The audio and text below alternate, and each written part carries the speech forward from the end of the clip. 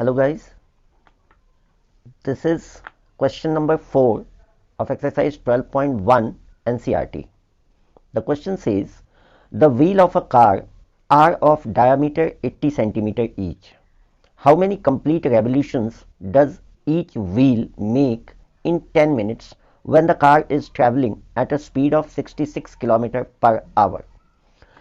देखिए, इसमें सबसे पहले आपको यह समझना है कि अगर कार का व्हील एक रेवोल्यूशन, एक कंप्लीट रेवोल्यूशन लेता है तो वो कितना डिस्टेंस ट्रैवल करता है।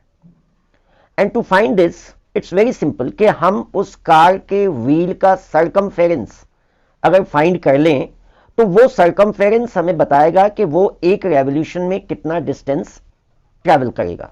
दूसरी चीज कि स्पीड ऑफ कार यहां पे दी गई है 66 किलोमीटर पर आवर, और आप देख सकते हैं कि जो कार के व्हील का रेडियस या डायमीटर दिया है दैट इज इन सेंटीमीटर।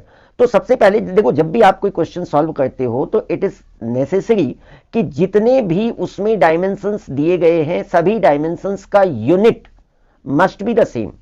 तो या तो आप इस 80 सेंटीमीटर को आप कन्वर्ट कर लीजिए किलोमीटर में या मीटर में, या फिर आप इस स्पीड को जो कि 66 किलोमीटर पर आवर है उसको आप कन्वर्ट कर लीजिए मीटर पर सेकंड या सेंटीमीटर पर सेकंड में। अब देखो यहां गिवन क्या है हमें, तो सबसे पहले आप देखिए रेडियस क्या हो जाएगा। रेडियस ऑफ व्हील,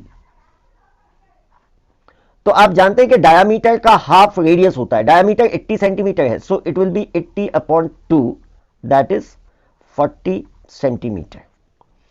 अब जैसा मैंने कहा कि आपको सबसे पहले अब क्या करना है कि एक रेवोल्यूशन में कार का व्हील कितना डिस्टेंस ट्रैवल करेगा वो फाइंड करना है, और उसके लिए जैसा मैंने आपको बताया कि हमें सरकमफेरेंस निकालना है। यहां पे कार के व्हील को हम एक सर्कल की तरह मानेंगे, और सर्कल के सरकमफेरेंस का फॉर्मूला आप जानते हैं। देखो, distance travelled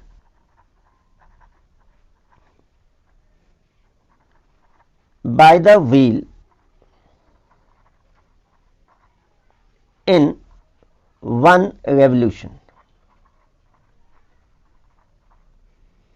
is equal to 2 pi r। पाई की वैल्यू हम 22/7 लेते हैं, radius is given 40, so it will B 1760/7 centimetre. अब इसके बाद जैसा मैंने आपको बताया कि स्पीड ऑफ कार दिया हुआ है 66 किलोमीटर पर आवर, तो हम इसको क्या करते हैं कि क्योंकि देखो एक चीज आप समझिए, मैथमेटिक्स का बेसिक प्रिंसिपल है कि multiply is easier than divide. तो अगर आप सेंटीमीटर को किलोमीटर में बदलते हो तो आपको डिवाइड करना होगा, लेकिन अगर आप किलोमीटर को सेंटीमीटर में कन्वर्ट करते हो तो आपको मल्टीप्लाई करना है। सो इट इज बेटर कि हम स्पीड को सेंटीमीटर पर मिनट में कन्वर्ट कर लेते हैं। So it will be speed of car 66 kilometre 1 hour. When we convert it into this kilometer into centimeter, so it will be 66 into 1000। देखो अगर हम किलोमीटर को 1000 से मल्टीप्लाई करते हैं तो इट कन्वर्ट्स इनटू मीटर, और अब इसको यदि हम फिर 100 से मल्टीप्लाई कर देते हैं तो अब ये सेंटीमीटर में हो गया, क्योंकि आप जानते हैं कि 1000 metre makes 1 kilometre and 100 centimetre makes 1 metre.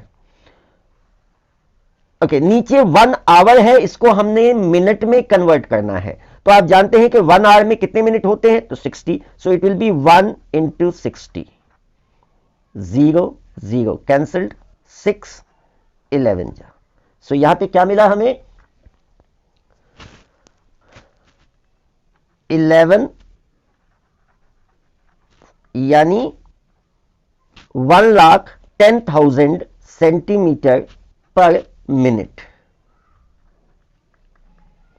अब देखिए क्वेश्चन में दिया है कि how many complete revolutions does each wheel make in 10 minutes.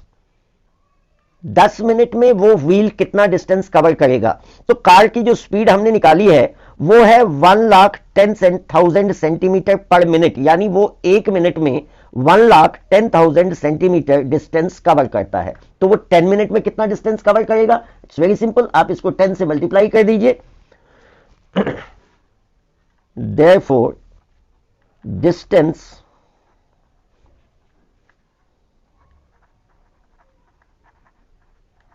traveled by the car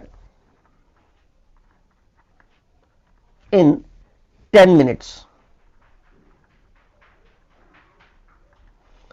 is equal to 1,10,000 multiplied by 10. So it is 11 lakh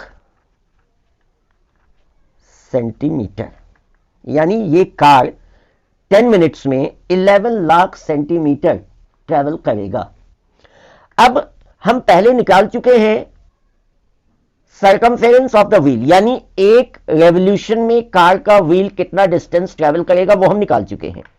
तो यदि एक रेवोल्यूशन में इतना डिस्टेंस ट्रैवल करता है तो इतना डिस्टेंस ट्रैवल करने के लिए कितने रेवोल्यूशंस लगाने होंगे, यानी simply we have to find the number of revolution. और उसे हम कैसे फाइंड कर सकते हैं? तो ये टोटल डिस्टेंस है जो कि 10 मिनट्स में कार ने कवर किया है, ट्रैवल किया है, और ये डिस्टेंस है जो कार का व्हील 1 रेवोल्यूशन में कवर करता है। So to find the number of revolutions we will simply divide, therefore number of revolutions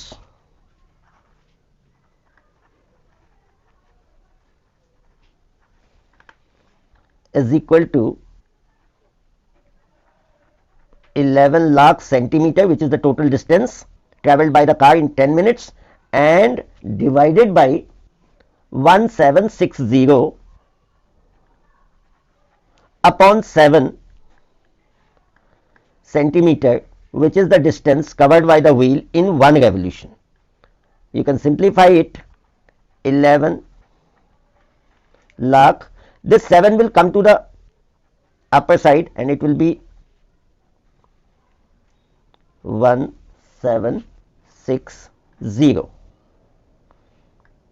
0 से 0 कट गया। अब अगर आप 176 को सिंप्लीफाई करेंगे इसमें तो it will go by 625 times. So the total number of revolutions is 625 into 7, and that is 4375 revolutions.